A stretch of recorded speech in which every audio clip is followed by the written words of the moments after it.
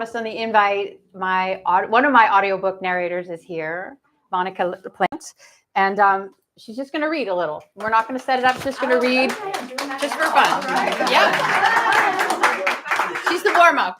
How am I doing this? I just maybe clip it on a thing. Clip it on a thing. Yeah. I should know how to do this. I'm an Yeah, actor. and then not clip it on a thing. Okay.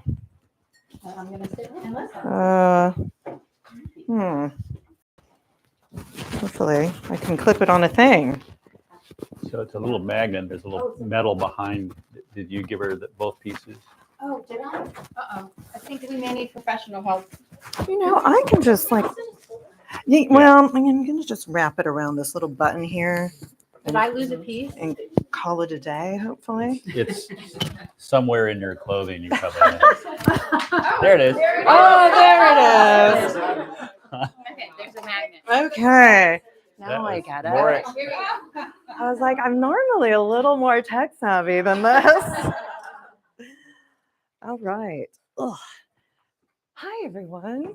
I'm used to doing this in my little booth by myself. So, talking to myself all day. So I'm a little nervous. I gotta be honest. We got you. We're here for you. I know.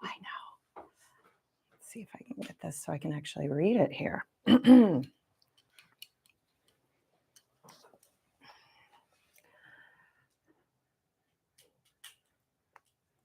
I take it you got my letter. I smiled at him, so he would know everything would be all right. And we weren't stupid teenagers. We were adults. We were in love. This was a happy milestone. I know it's probably a bit of a surprise, I continued. And that's when he finally spoke. How could you let this happen? His tone was accusatory, like he thought I'd done it on purpose. It's always been a risk, I said, because maybe on some level I had. In the past, if I thought I was ovulating, we'd abstain or do other things. It wasn't foolproof, but at least I tried. Until I didn't. How far along are you? I didn't know why that mattered, so I just shrugged.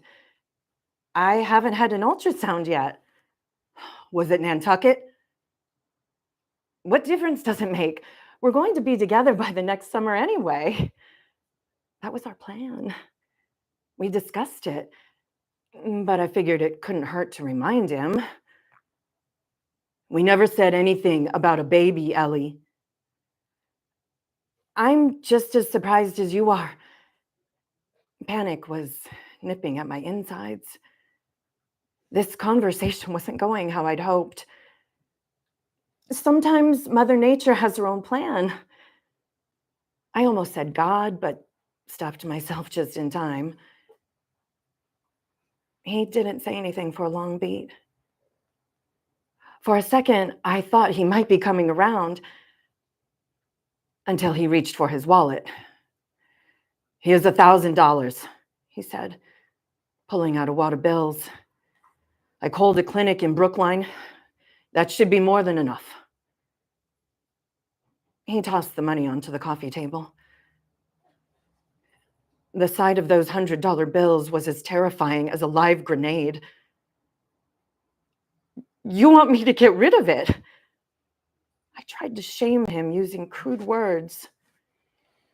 Maybe your sister can go with you, he said, dodging the question. I'm sorry, but obviously I can't. Fear and anger collided in my chest. There was only one reason he couldn't take me. My sister had known all along. You said you were going to get a divorce. You said you were going to divorce her as soon as the kids were out of the house. We had a plan, Richie. It's complicated. What's so complicated? Divorce is expensive. I can't fly you around if I'm paying her half my salary. I loved traveling, but I loved him more.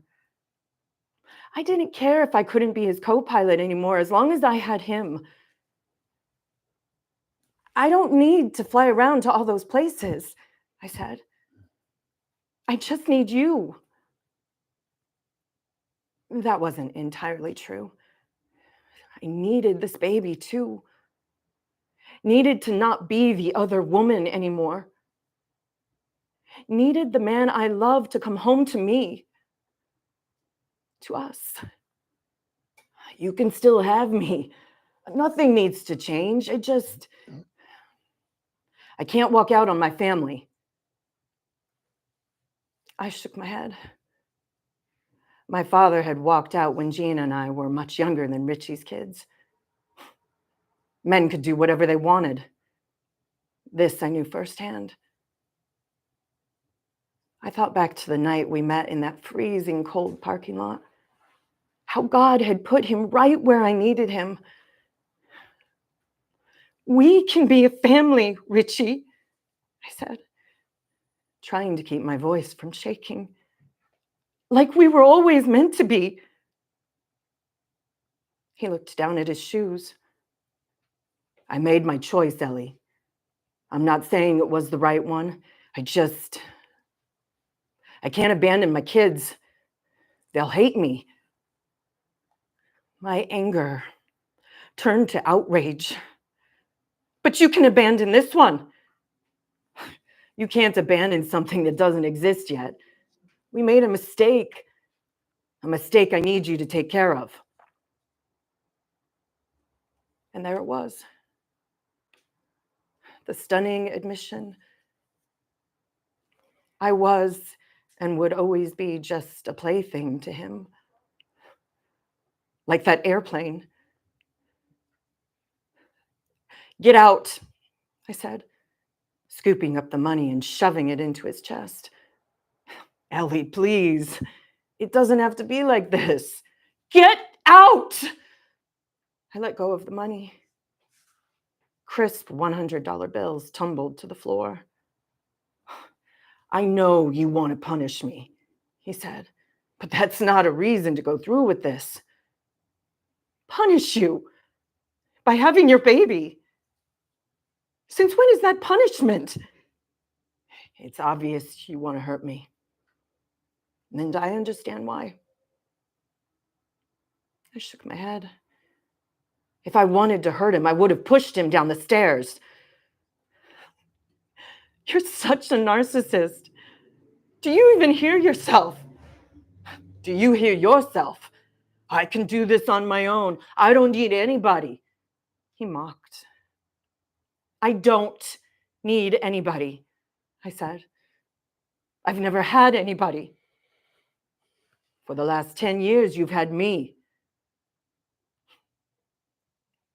I almost laughed. 9 years. And I hardly had you. At best, I had you on loan. You had the important part. He put his hands to his heart. I almost punched him. You need to go. Now. Look, Ellie, nothing has to change. We can still go on trips together like always. No. You're wrong. Something did change. I corrected him.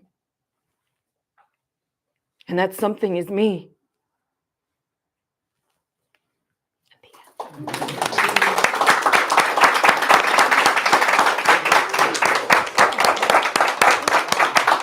And now I gotta get this back to you. Well, that was great. While they're going to take another 20 minutes for audio visual, I know exactly where that is in the book, and it really, as a male member of the species, makes me feel really crappy. And I want to tell you that I'm a real fan of Susan's. I read all of her books, and I'm always taken by how unpredictable they are, how surprising they are. And this was this was the same thing. I never did figure out who the killer was. Oh. No, but there's no killer. But I'll say that that that little snippet that we heard concerns two very important characters, but all the characters are so well written and so well drawn. This is one I would really recommend, even though there's no helicopter crashes, nobody gets shot. I mean, nobody flies around in a cape. It's not your usual kind of entertainment. It has much more to do with the people. And I just found myself by the end of the book wishing it wouldn't end, because I felt like I had spent so much time with these people and it was so worth that time. Why don't you tell us what the inspiration was for this particular book? Oh boy. Okay. Well, thank you for those kind words. So as Bruce was mentioning, most of my books are these mystery thrillers where there's a dead body, and I create suspense by like literally there's a killer on the loose. But this is a book that's been sort of gestating for 6 or 7 years, and it kind of got kicked off when I found some letters. I found some letters that were between my father and somebody in his life that wasn't my mother, but was very important to him. And I realized my childhood was not as it seemed. And those business trips might not have been all business. And your parents have private lives that you will never fully understand, except for us, Taya. We're an open book. But it was kind of a shocking discovery that marriages look one way on the outside and they can be very different on the inside. And I was sort of confronted with this reality. And I wanted to explore it in my imagination, fictionally, to sort of try to orient, like, what could it mean for me? And maybe it really doesn't mean anything in the end for me, right? Like, just because I thought I was a daddy's girl and I thought I was the, apple of my father's eye, and he couldn't wait to get home to me after these really hard business trips or whatever it was. The reality was a little bit different. And I guess I just wanted to explore it by fictionalizing a situation in which a marriage is not what it seems. And that scene that Monica read so beautifully, the movie flashes back. The book flashes back. It's not a movie yet, but we're manifesting. The book flashes back to the genesis of that years-long relationship. And I don't even want to call it an affair. That feels like a judgy word. Because like I said, relationships are not always what we think they are. A perfect marriage may not always be what it is in a fairy tale. Like, we don't understand. Some couples have understandings. It's not for us to judge. And I have to sort of quiet that instinct to judge. But the scene Monica read is the end of this relationship. And yes, in my imagined version, the other woman is pregnant with a child. And that's not the only pregnancy in this book. I'm the son of a gynecologist, so I'm kind of an expert on this topic. And I did notice there was another pregnant character. What I really loved about this is the way we're hopping around from perspectives, but it's basically told from young people's perspectives for the most part. And those young people, there's a young love interlude that feels so right on to me. So you in my opinion, you took me back to what it was like to be at that age where you could fall in love in an instant and you could make life-altering decisions just without any thought to consequences. And yet you took that in such a gentle and wonderful direction. I was so taken with the character of Adam, who emerges as a very important character in the book, and the way that the two themes weave together. If you haven't read the book, it is such a delight to find yourself drawn in these separate stories that all have a really sort of a common intersection because of the themes. So was it at all difficult to go back in time? Were you evoking? How does an author go all the way back to young love, meeting a boy? How did you do that? I mean, those memories when you're young can be so vivid, especially if they're strong, like the things that you were afraid of.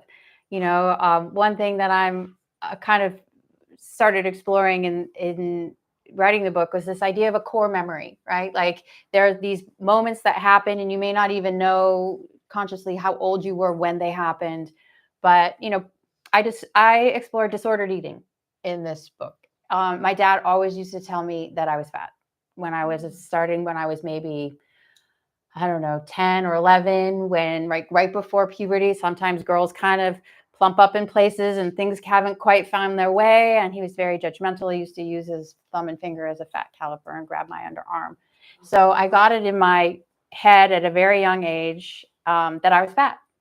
And I've kind of gone through my entire adult life thinking that I was fat. I look at every photo. I will look at this video later and be like, wow, I look fat. Like, that's a core memory. It's kind of just this thing that lingered, right? So you remember the things that hurt. But on the flip side, you remember the things that make you feel super alive. And that's like meeting that boy, right? Or a girl or whatever, when you're at a young age and they just like, I don't know, light you up in a way that you've never felt. And you don't need to eat and you don't need to sleep. You just feel so vividly alive.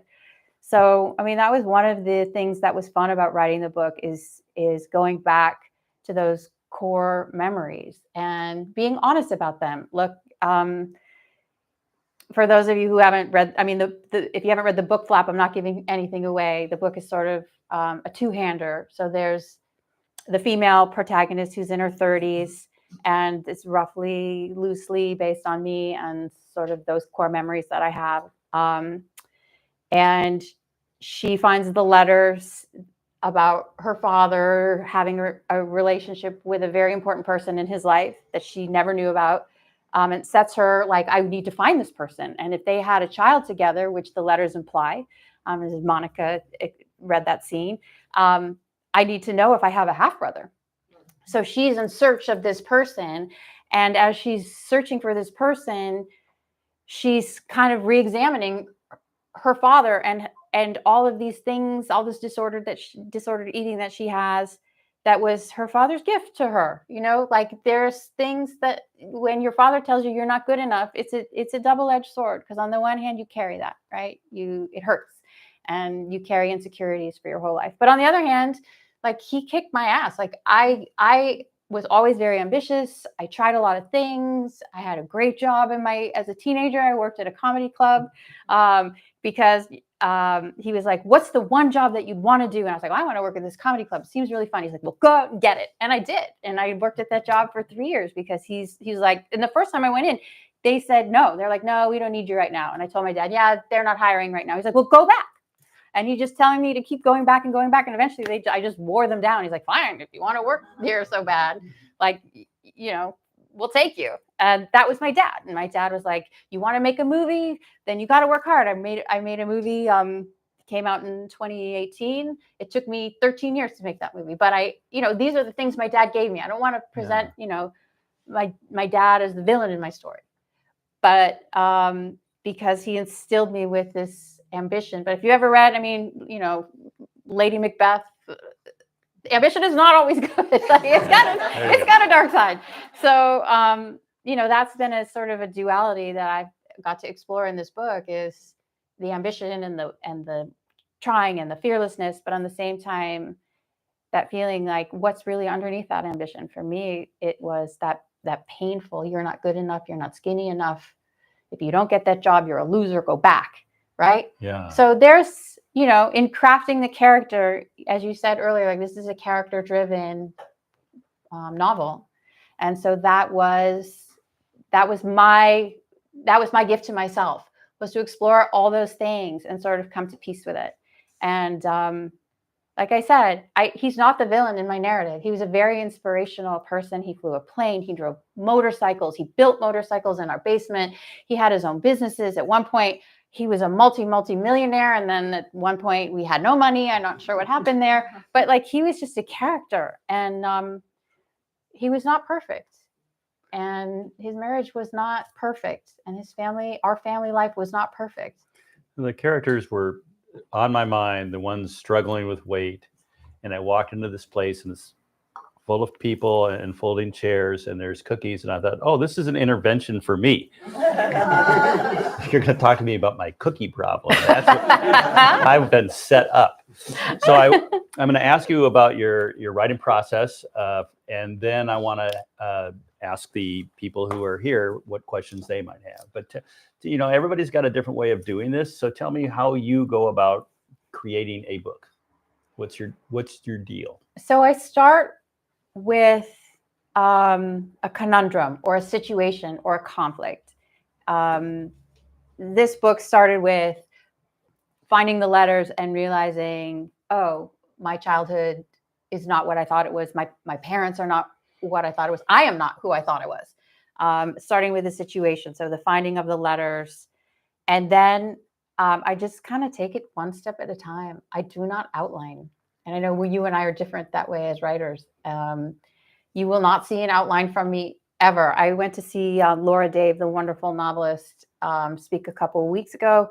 And she talked about, she sees herself sort of like a car with headlights, and she can see as far as the headlights, but not beyond that. Huh. So I take my characters one step at a time. I create a conflict. She finds the letters, and then I pause. What would she do? How does she feel? Okay. And then you can go a lot of different directions. For me, there's, I needed an engine for the book. So the obvious choice in that moment was, well, she's going to go look for this person. But then then any number of things could happen. Is she going to find her? We'll see. Is that person going to, how are they going to feel if and when they meet? And I don't know till I get there, because I'm growing the character as I write. So as I'm working through the character and discovering her inner life, it's going to change. I can't write 100 pages ahead because I don't know who she is yet in that moment, because I haven't discovered her yet. So I do that with all the characters. And the plot, my very first novel, it's called Good as Dead. It was about a hit and run accident. So a character loses her husband in a hit and run accident, and she has information about who did it.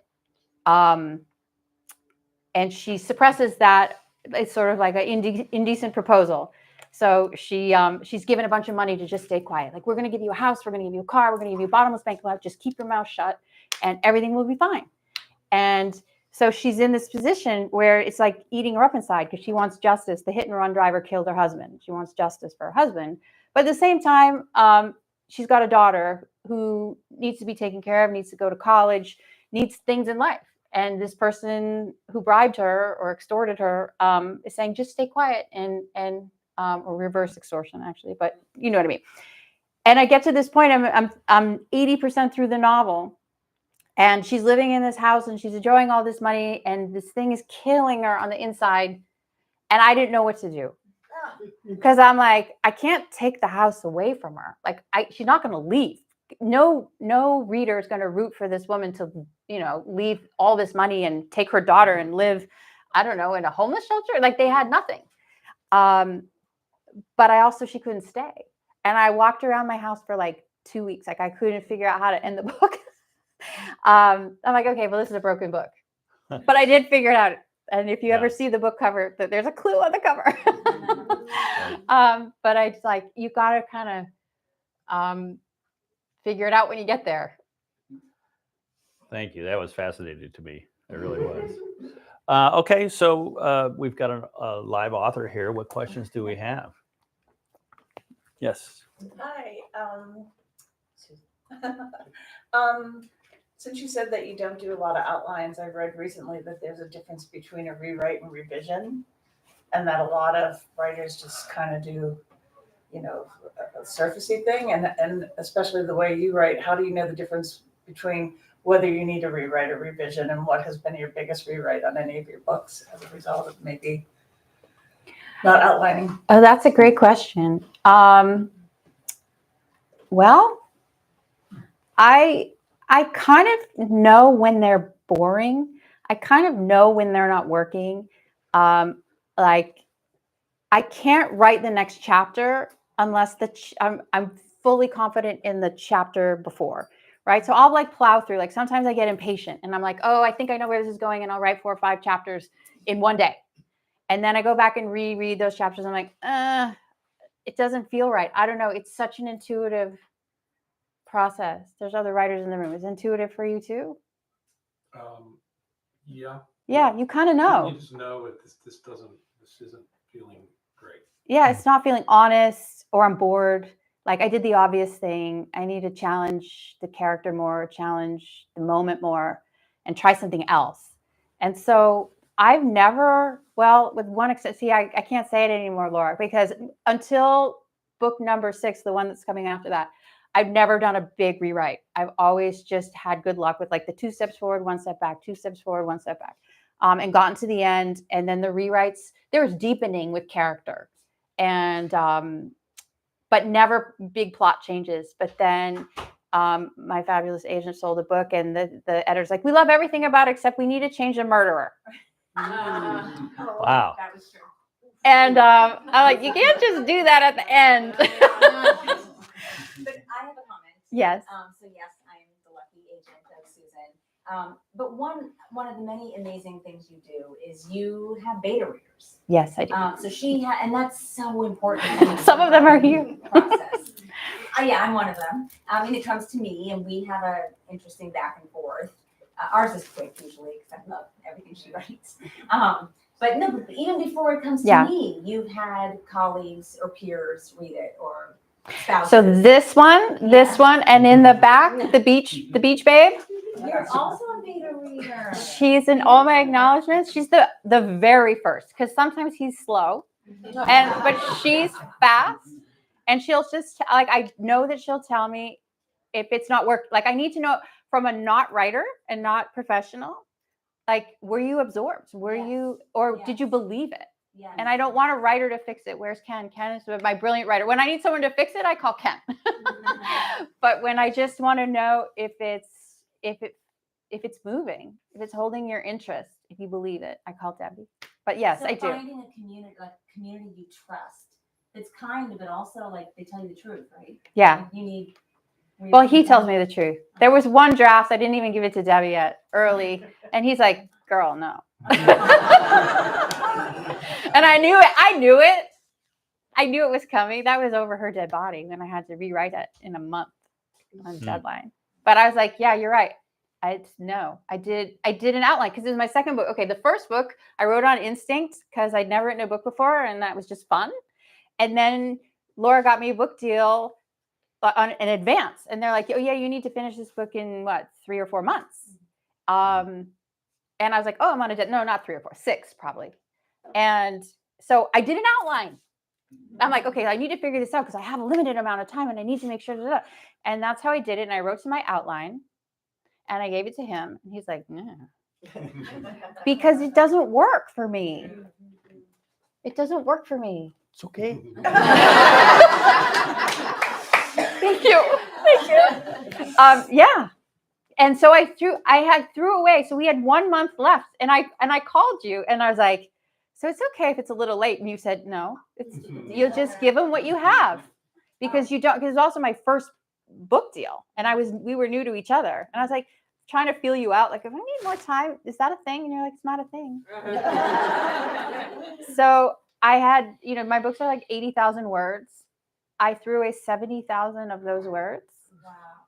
And I started at chapter 10, which was the only stuff that was honest. And I rewrote that book, those last 70,000 words, in a month. So now I know I can do it, though. That was the best thing for me as a writer, because you've been on like crazy deadlines in TV. The deadlines are insane. And if network notes come back and they're like, this isn't working, you have like hours. You have like till the sun comes up in TV, right?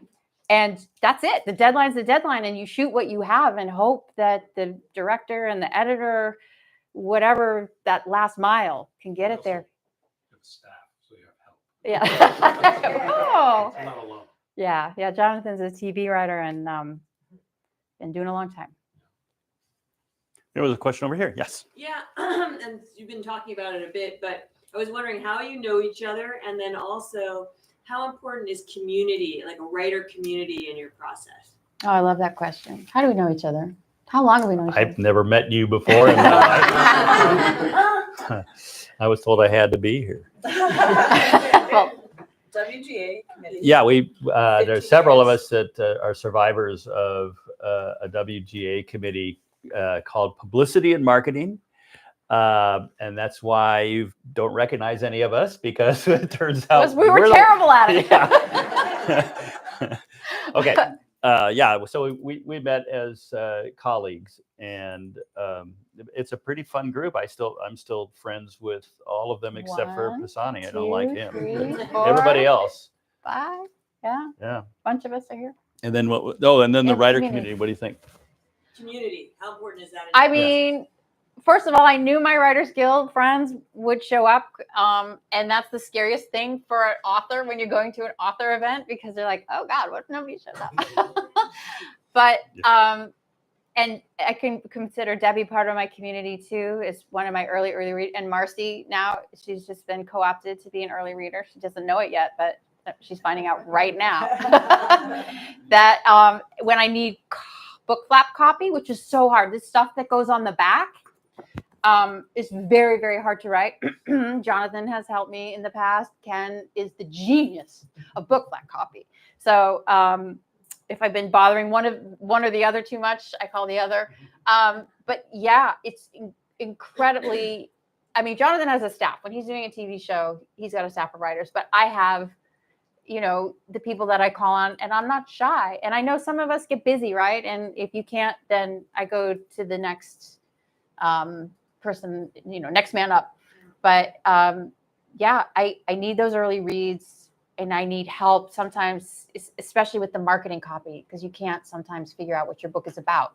Or my husband too helps me. I'm like, what is this book even about? And he'll be like, well, it's about this girl who does this. I'm like, oh, okay, because I don't plan them. I don't sometimes know what they're really about. You find out later what they're about, I think. Goodreads, they tell you what they're about. I'm like, oh, that's what my book is about? Okay. I love that. But thanks for your Did that question. answer your question? Yeah. Was it freeing / terrifying or whatever to not have the murder convention going in and the sort of mystery thriller aspect of the kind of stuff you've written before? Terrifying. When you're writing a murder mystery, I feel like that's a good place for like a baby writer to start, is with murder mysteries, because the stakes are so high all the time, right? Like, don't open the door. Like, what the tension is.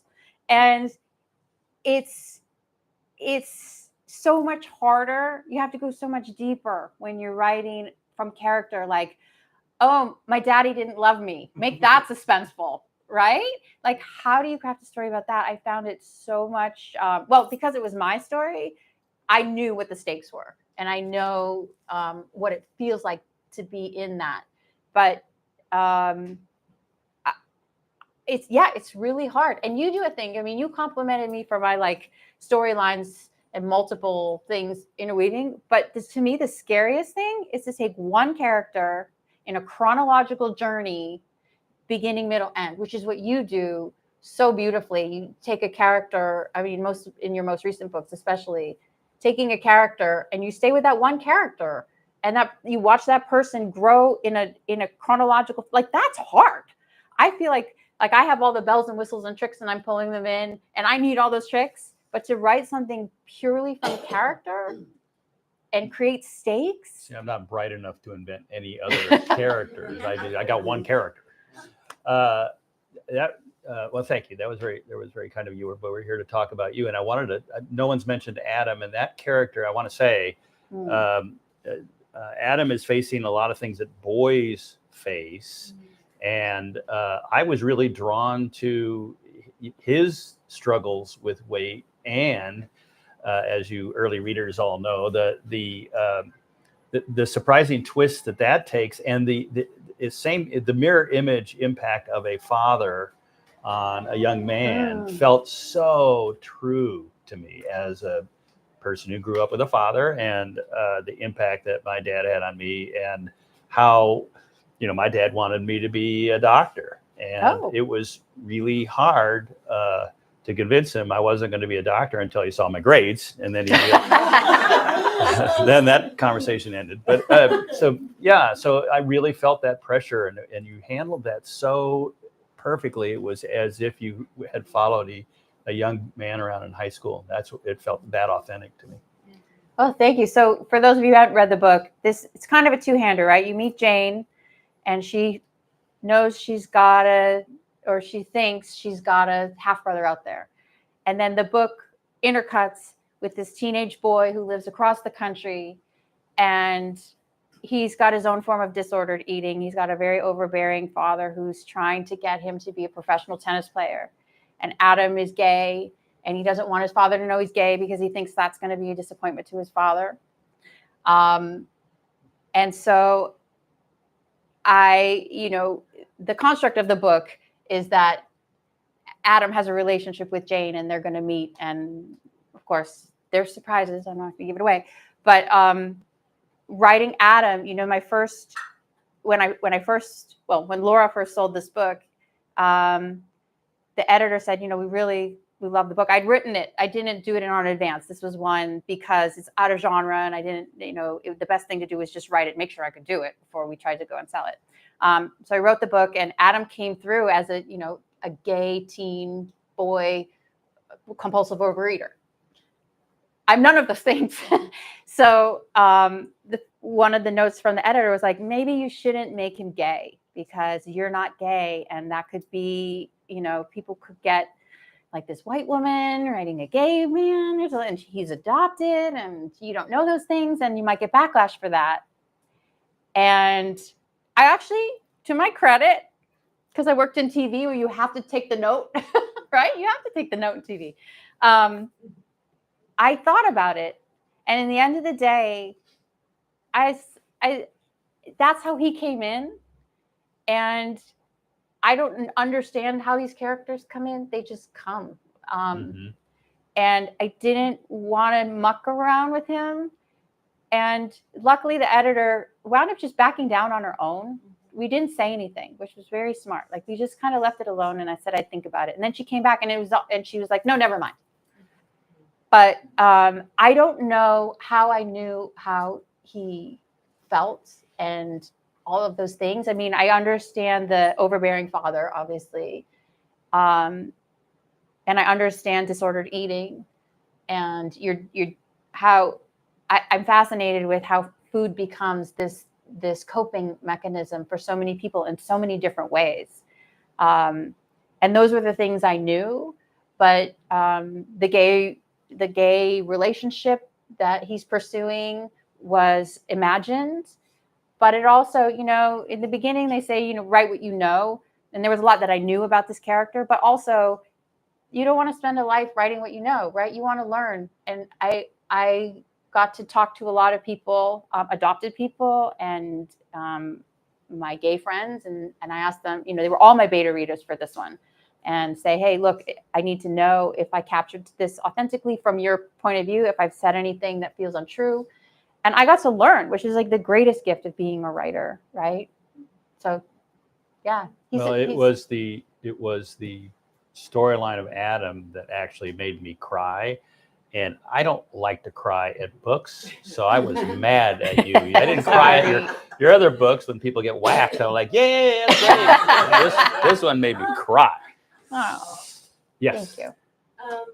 So how hard was it for you, and how did you approach parsing fact from fiction in the context of it's based on real people? And so how do you move from the factual person to letting the fictional characters sort of take over and move off from that?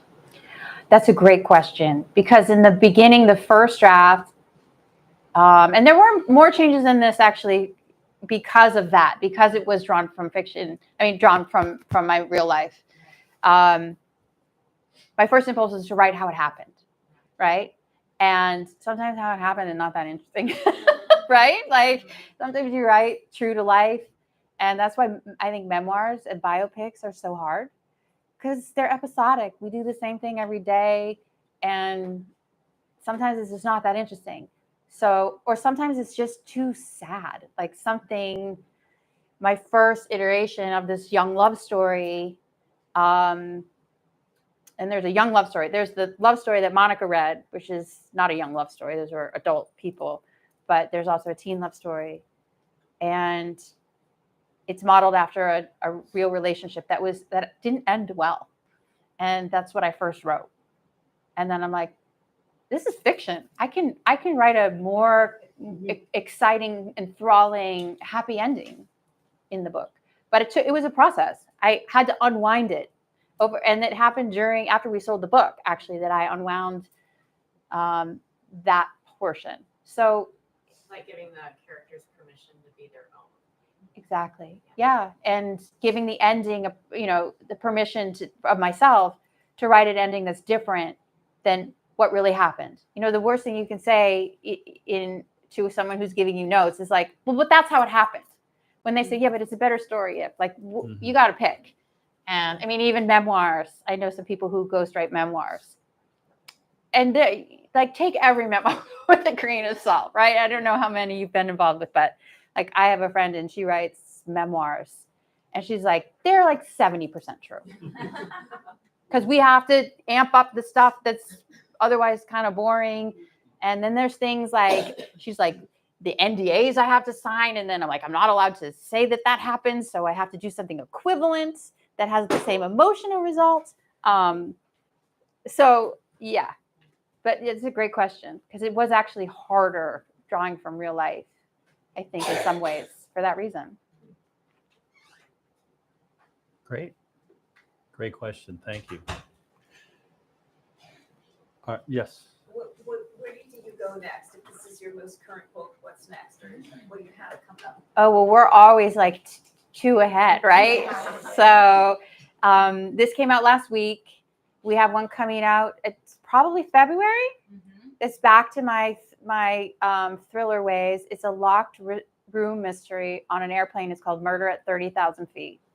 And there's a murder on an airplane over a big body of water, and they can't. She's the only one. So good. There's like two people in this room who read it, and it's not done yet. It's in production, and it's So, and then after that, I have a kidnapping thriller that's almost done. Promise, it's almost done. Spoiler alert on the airplane one.